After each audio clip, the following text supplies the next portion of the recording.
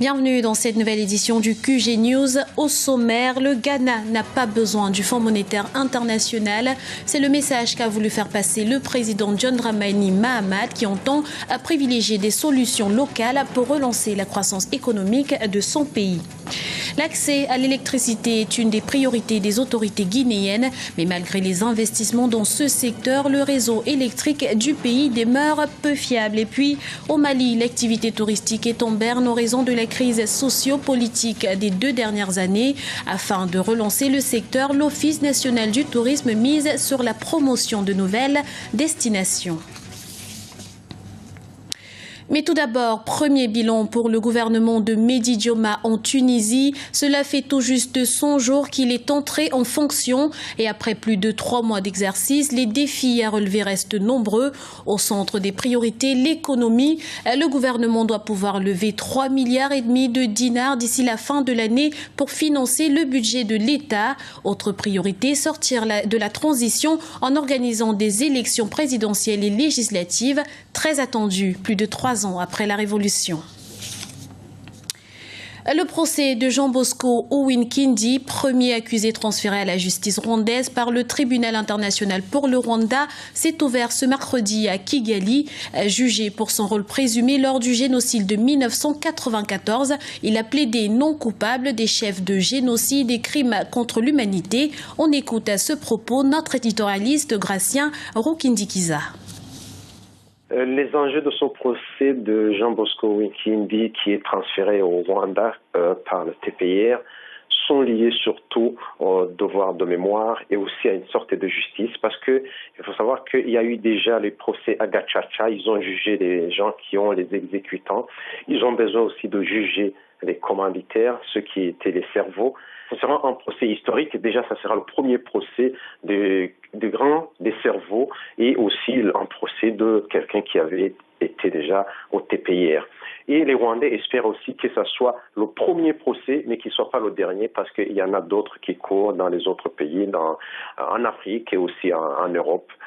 Donc, pour les Rwandais, c'est historique parce que c'est la première fois et historique aussi parce qu'ils espèrent que c'est le début de ce genre de procès, éventuellement, qui ne pourra pas durer longtemps parce que les Rwandais aussi, il faut qu'ils regardent l'avenir et non pas le passé.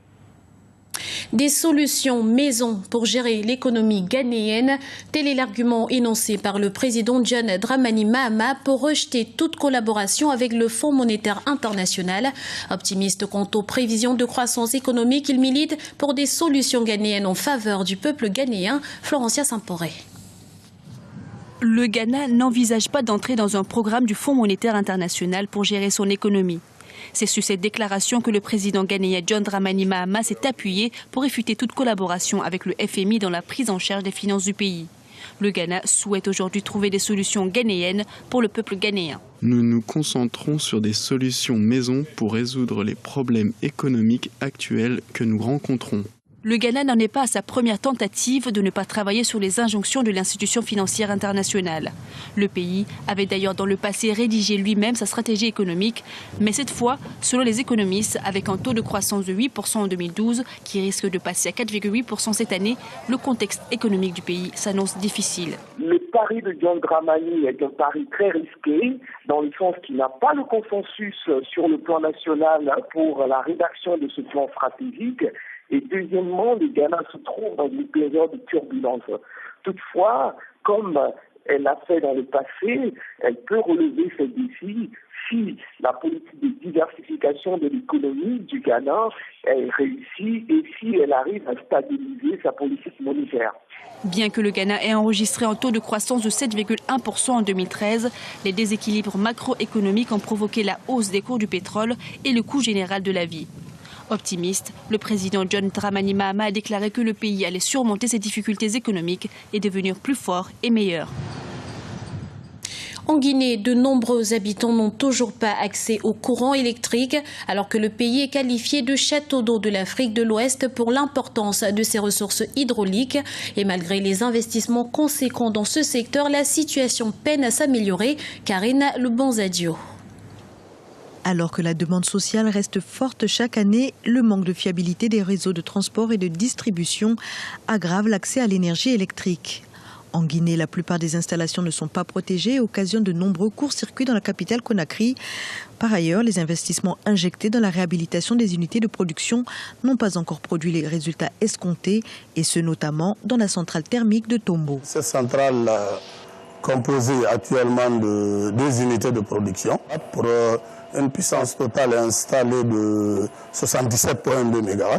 Nous n'avons que 23 MW de disponibles, approximativement 30% de la production totale. De façon globale, nous avons 207 MW sur l'ensemble du territoire guinéen à l'heure où je vous parle.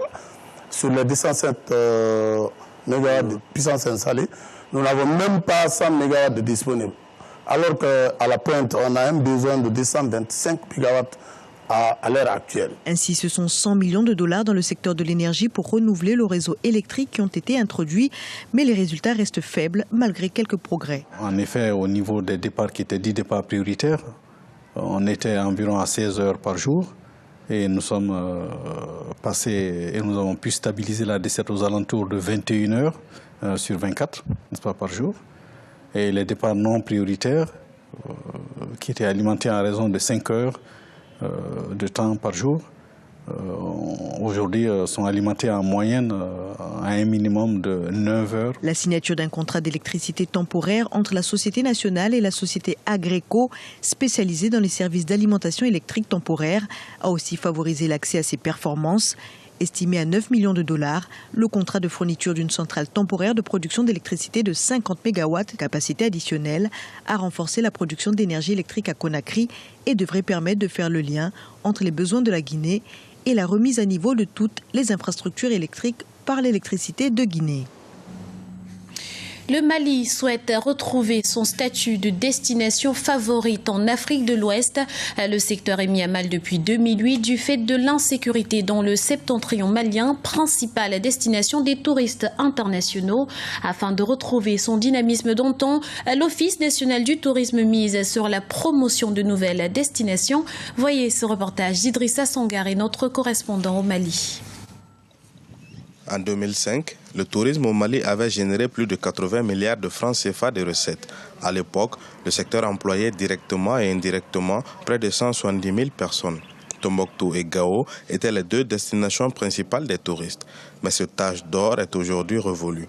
En cause notamment la crise sociopolitique des 2 dernières années mêlée à l'insécurité qui règne dans le nord du pays. Le pays dispose pourtant de forts atouts et attraits pour les visiteurs. Compte tenu de ce potentiel au niveau culturel et de ce potentiel au niveau des ressources naturelles, vous avez beaucoup de parcs, des réserves et des aires protégées, comme le delta intérieur de Niger qui renferme les sites Ramsar. Donc pour nous, c'est vraiment un défi, un challenge de pouvoir atteindre, nous rapprocher de ce million de touristes.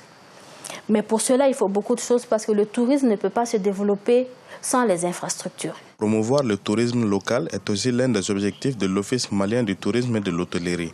Les acteurs culturels du pays sont également invités à promouvoir les atouts de différentes villes à fort potentiel et à développer les différentes activités possibles pour les touristes.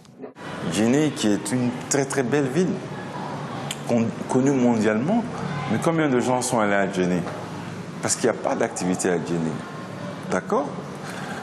Kona vient de montrer l'exemple. Kona qui est derrière Ségou, qui est derrière Mopti. Il y a eu un festival à Kona. Des gens sont allés pour la première fois. Donc on peut citer des exemples à ne pas en finir. La promotion de nouvelles destinations au sud du pays est également à l'étude. Plusieurs sites comme la vallée du Mandé, qui renferment les vestiges de l'Empire du Mali, ont été identifiés. C'était le journal de la rédaction. Nous vous remercions pour votre fidélité. Retrouvez dans un instant une nouvelle édition du QG News sur Africa 24.